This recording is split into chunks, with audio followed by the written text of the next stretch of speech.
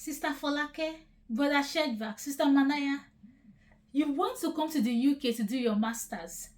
Have you checked the course that you want to study, the job prospect for it?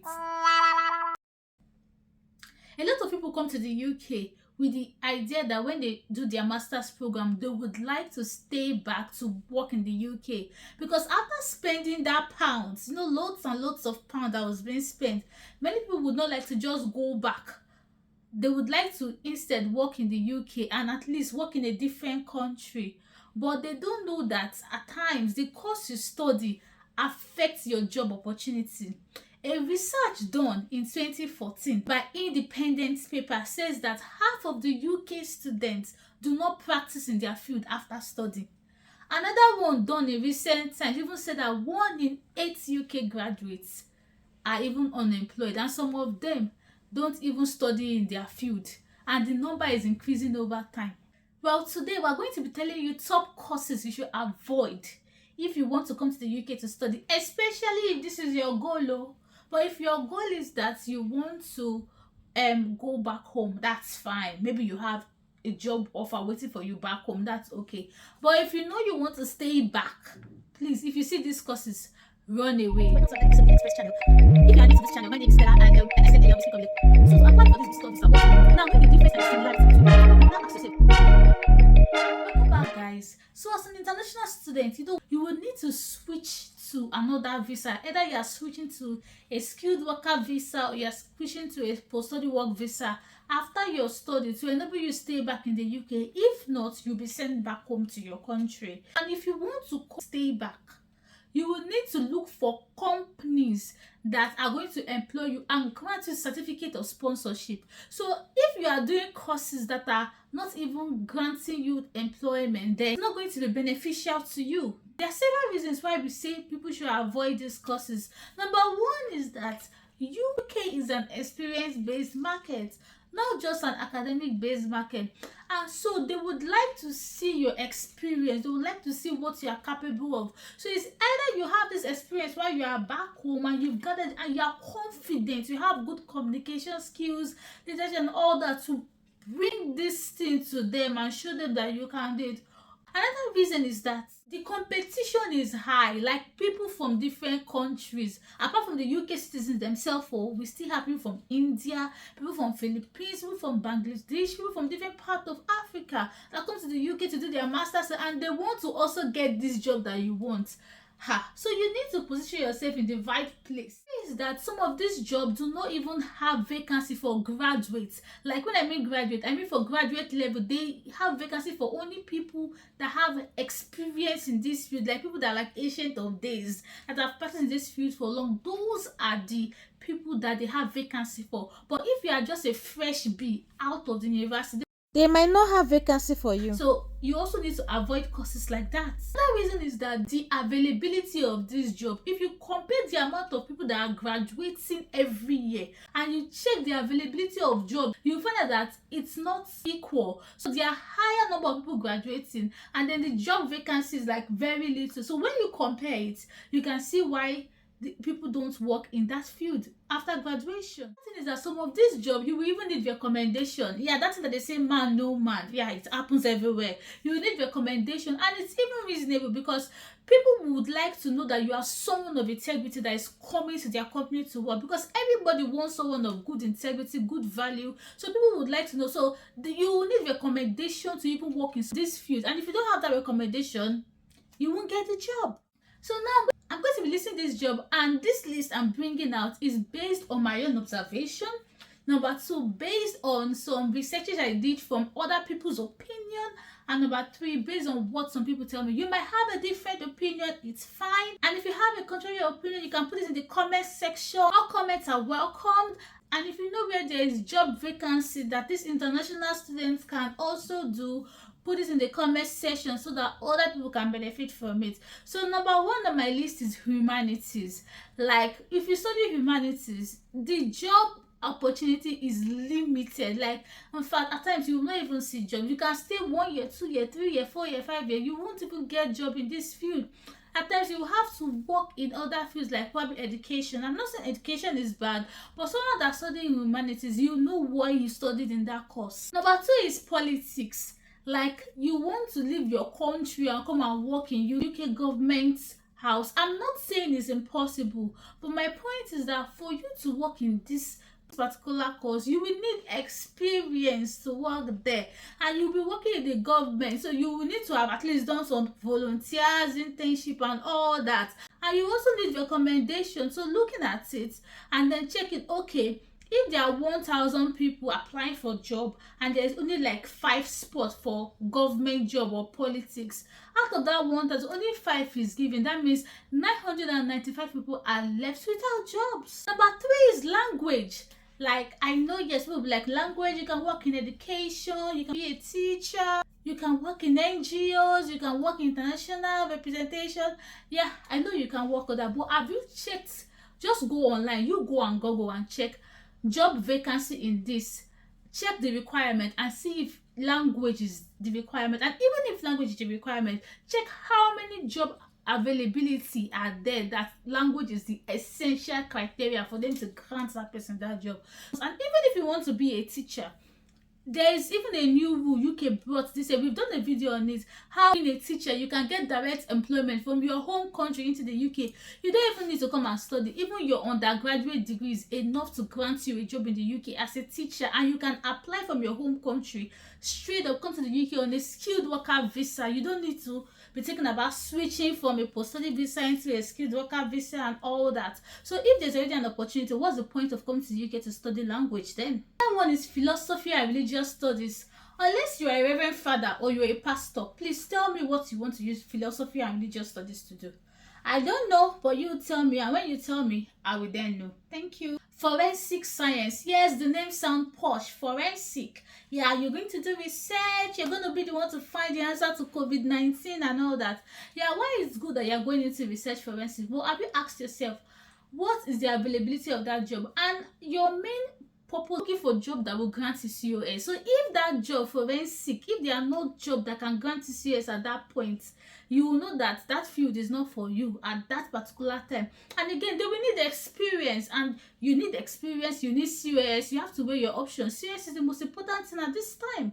So avoid this course. Public health. Yes, I'm saying public health.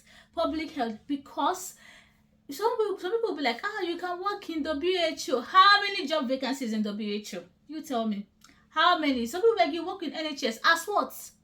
Is it as a nurse? You need nursing degree to work as a nurse. As a doctor, you need doctor degree. So public health, I feel like it's just a big name, and it just kind of tricks people to just come and tie them down just like that. After studying the public health, what will you do? Will you work as healthcare assistant? Well, you can work as it, but you also don't need a degree to work as healthcare assistant.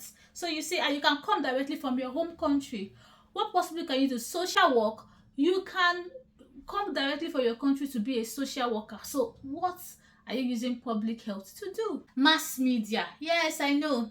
You will say, I will be the one that will be the best presenter in the UK. Oh, Dr. Shola, she's representing Nigeria. Yes. Apart from how many people? If you are watching the UK news, you will check how many mass media are from different countries, and even if most of them are like generation, let's say their father were the first generation in the UK, they gave birth to them in the UK, and then they became opportune to take this position. They don't need COS like you. They don't need to get skilled worker visa like you. How many mass media job will grant you COS? That's the bone of contention there. Because if you're not getting a job in Australia and you're just getting a normal job, then you won't be able to stay back in the UK. You have to go back to your home country. And again, for you to get this job, you need experience. So if you don't have experience, let's say back home, and you say it's UK, you want to build up your experience, then I think you should avoid it. But let's say you have experience back home, who knows, your luck might shine. Because let's say back home, you were a TV presenter for like 10 years, 5 years, it might stand out for you. But ask yourself, how many vacancies are there for you to take this opportunity? And the competition, even the UK citizens are looking for mass media job. So I feel we should avoid this job too. Anthropology and liberal arts. I leave it to you. You go and do your search on that one and tell me if it's a good one. But to me, it's not, because I've seen it hasn't helped anybody. So if it has helped you, drop in the comment section. Fashion and interior designing. I know, yeah. But remember that your style of interior designing in your home country is different from the one in the UK. And I'm not saying that you can't get job. I'm talking about the job vacancy. It's not so much unless, let's say, you come in on a dependent visa and you plan to open your own business later on, because people that do fashion designing, interior designing and art, most of them end up probably opening their own. But at this moment, the most essential thing is that you need a COS. Unless you are doing it with the idea that over the years you probably venture into these courses, then fine, no problem. Sports. In fact, I'm leaving it to you guys to tell me, what do you think about sports? Do you think there's job vacancy so much and that can grant you certificate of sponsorship that can make you stay in the UK and can even grant you enough money? Yes, it might pay you enough, but do you think? You tell me and we'll talk about it in the comment section. MBA. Yeah, I know. Some people will be like, business. People to open a business. Calm down, sister. Calm down. Calm down. See, let me tell you something, if you want to work in an MBA field, most of the jobs available, it's not a graduate level job.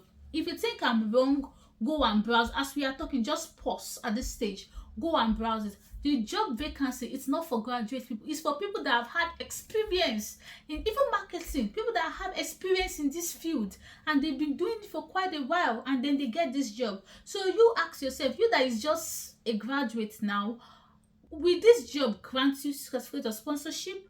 Will this job pay you high money? First of all, the vacancy is not even there. So where will you start from? To be fair, this MBA is like one of the most popular courses whereby you just apply. Now, they will grant you. Why do you think now they will grant you the courses? They want to make money from you, obviously. So when you come to the UK with that course, and then you don't get job opportunity after, you are going back to your country. Psychology, where I feel like this course, yes, it's a good course, but there's not enough vacancy to cover for the amount of people that are studying it. Yeah. Yes, how many people really go and see a psychologist? Either they go to see a psychiatrist, and the psychiatrist is different from a psychologist. So I feel like this course does not satisfy the student population needs. It doesn't. Next is agriculture. I know. Agriculture is a very good field. Like, to be fair, I love agriculture and horticulture too. But let me tell you, if I have a farm in the UK, do you think I will employ graduates? I will employ my family members that is going to come and help me to do little stuff, because graduates will not want to do the physical work. They will feel like they are graduates, and obviously, yeah, many people will employ their family member. Maybe will employ who they know, who they can trust, who can do the handwork, because agriculture is either a handwork or a technology work. So if you're not into the technology part, what will you be doing in the agriculture? So the availability is not, and even if the part whereby the availability is there, the pay is not even much, like £20,000 a year. What is that? Like, what can you use £20,000 a year to do in the UK with this high cost of living?